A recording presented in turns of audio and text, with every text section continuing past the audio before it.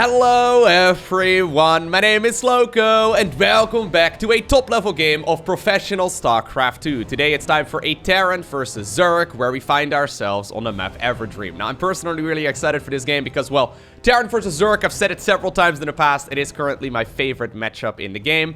And as of me making this video, both of these players are currently the highest ranked players in their respective race.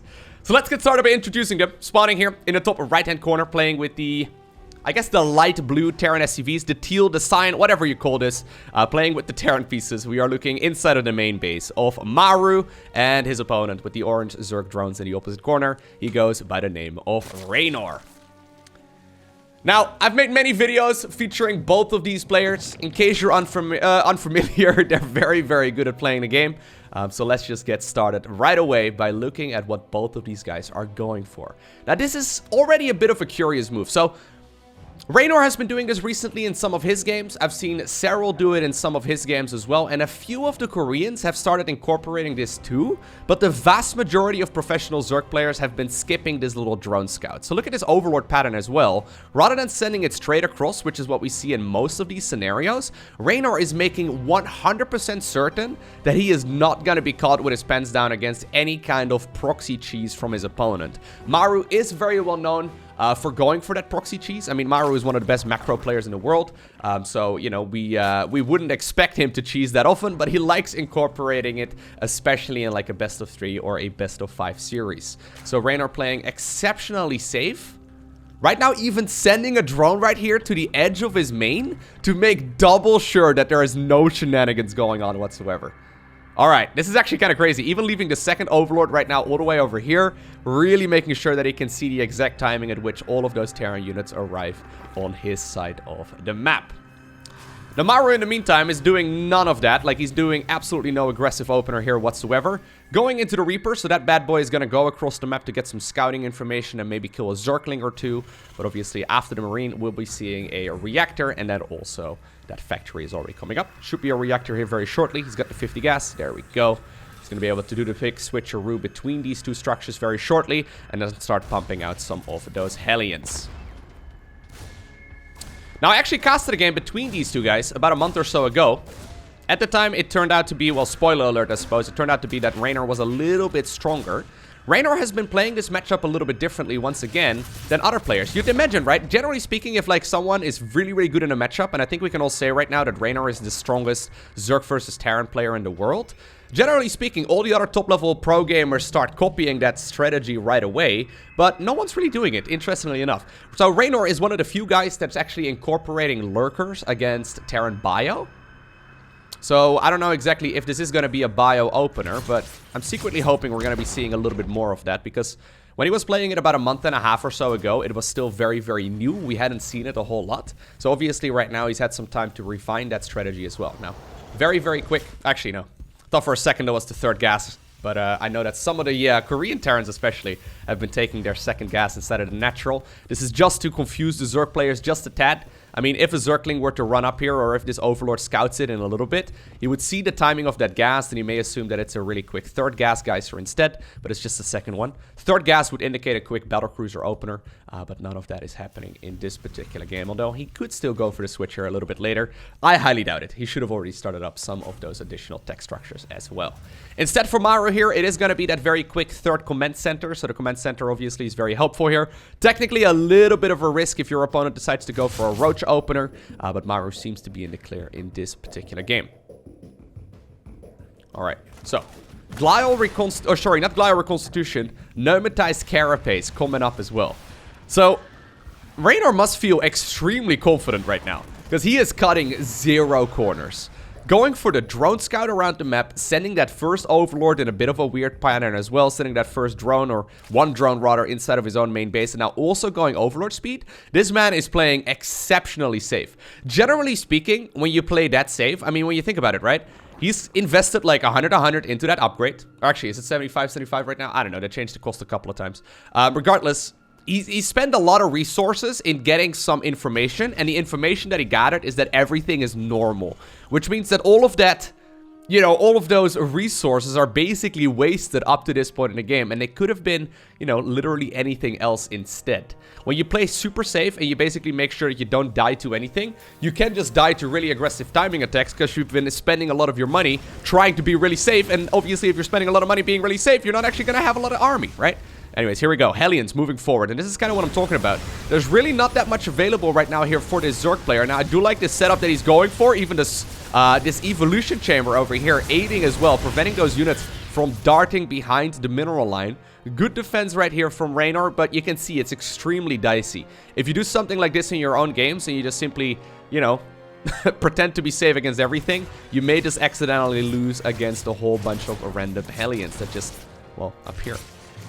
Reynor has looked super clean though, like in this matchup.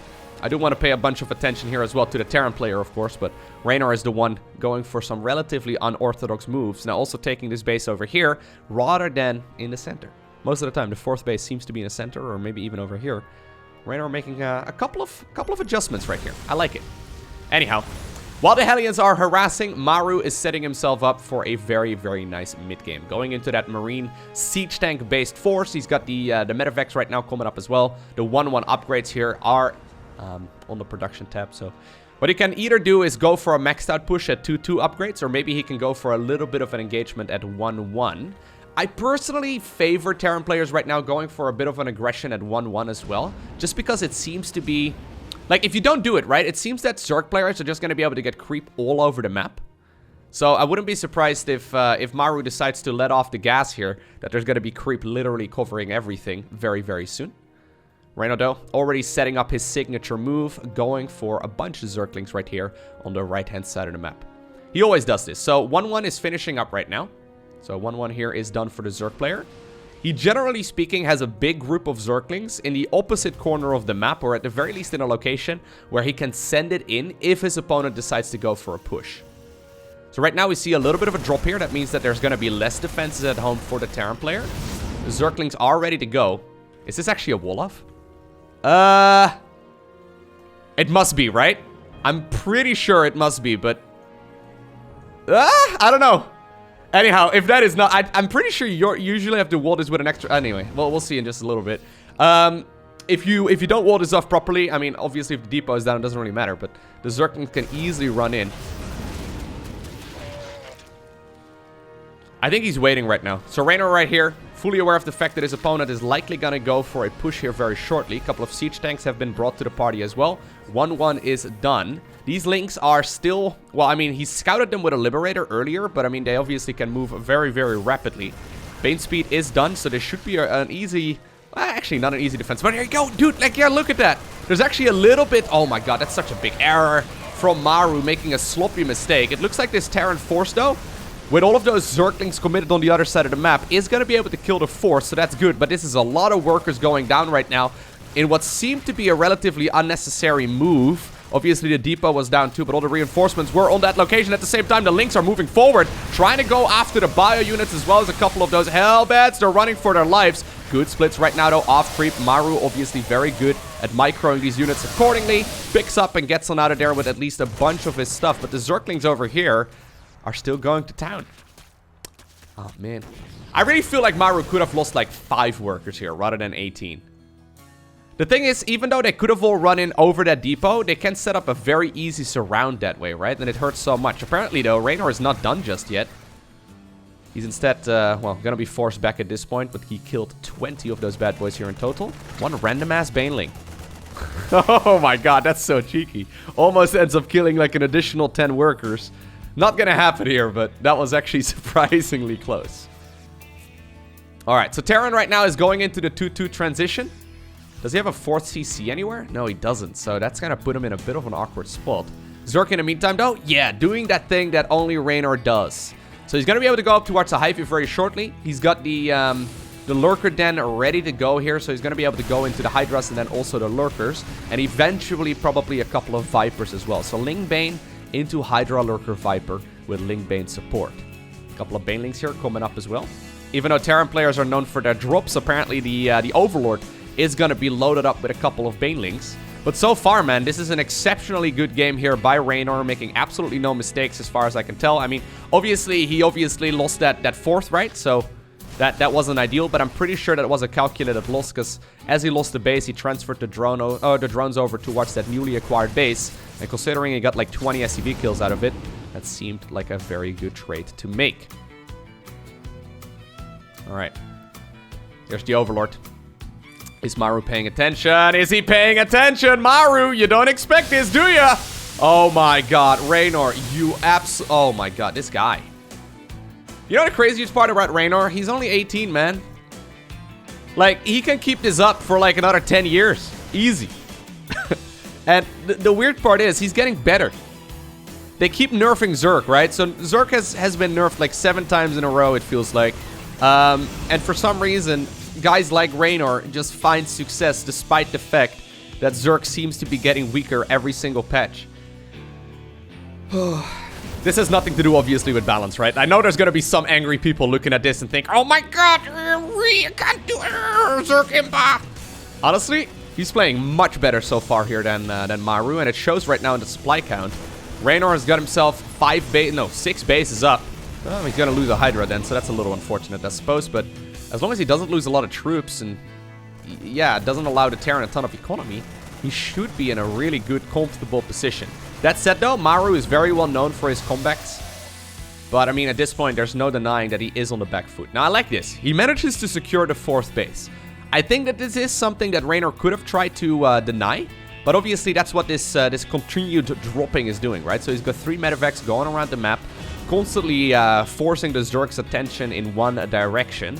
And that does mean right now that the 4th base goes up and that the planetary fortress there is acquired. And that's going to make this quite a bit harder to push into right now for the Zerg. 3-3 upgrades are coming up much before the Zerg players as well. So you can see 2-2 has finished up for the Zerg. But, I mean, 3-3 is already like 40% or so of the way done.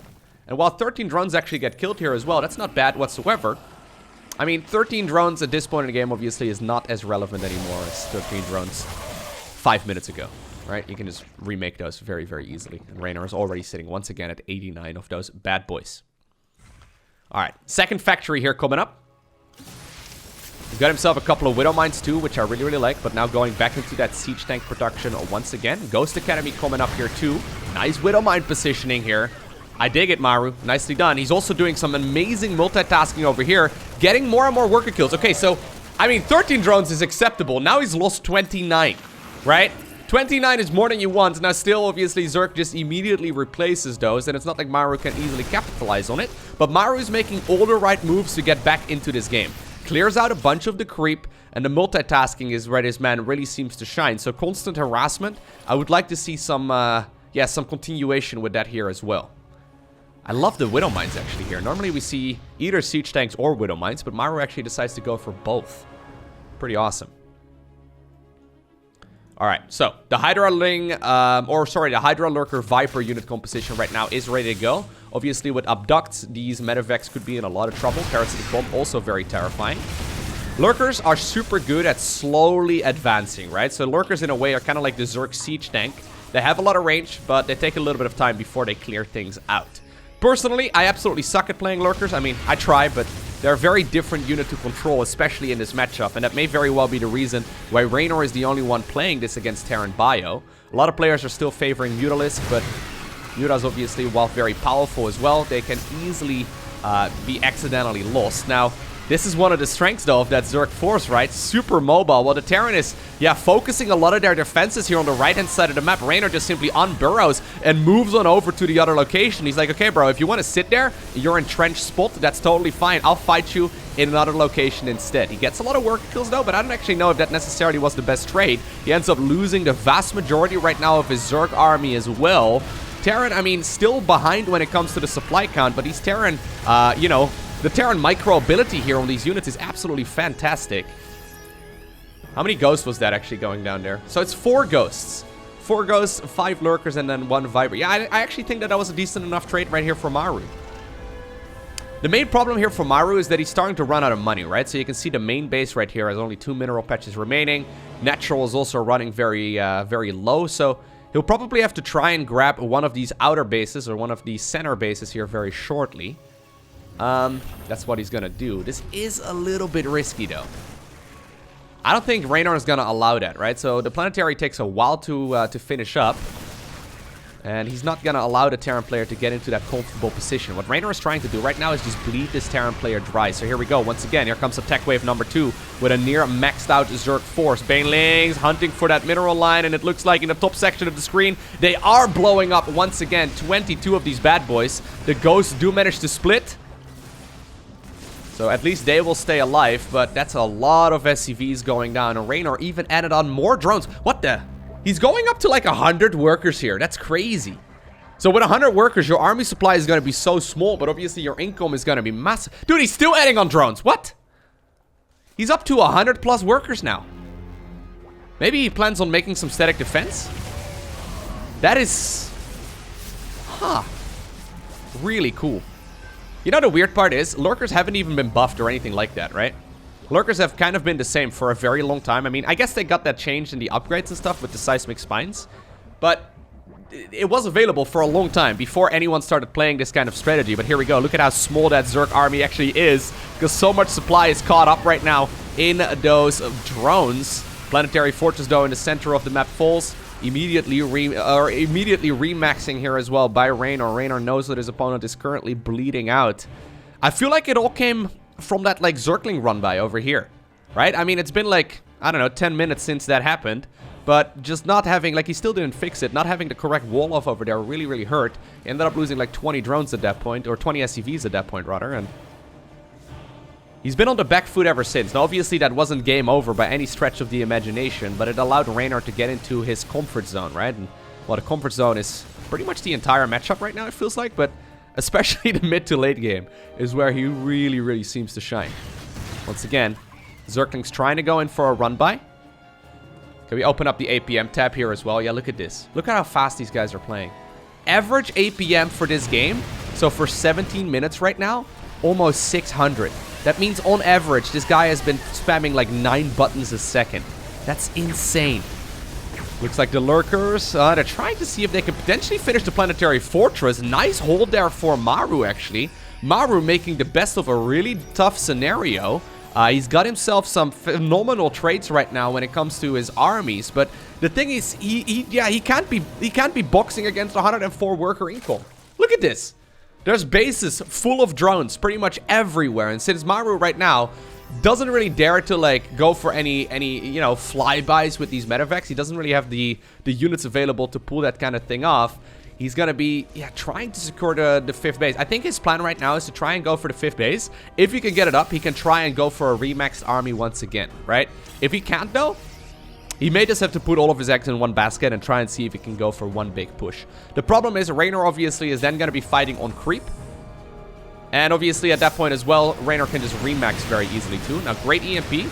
Gets the Vipers out of the equation. Here we go. That is a pretty menacing Terran force, not gonna lie. A lot of Marauders as well, so they are fantastic against those Banelings. Siege tanks from the back, shelling away at a lot of the units. It looks like once more, a bunch of SCVs fall. Oh my god, a couple of burrowed Banelings there as well, ready to go. Lurkers coming in from the side as well to try and harass that mineral line. And I think they may have oh my god, they may have as well gotten 16 of those SCV kills. Ridiculously good defense right here from Maru, man.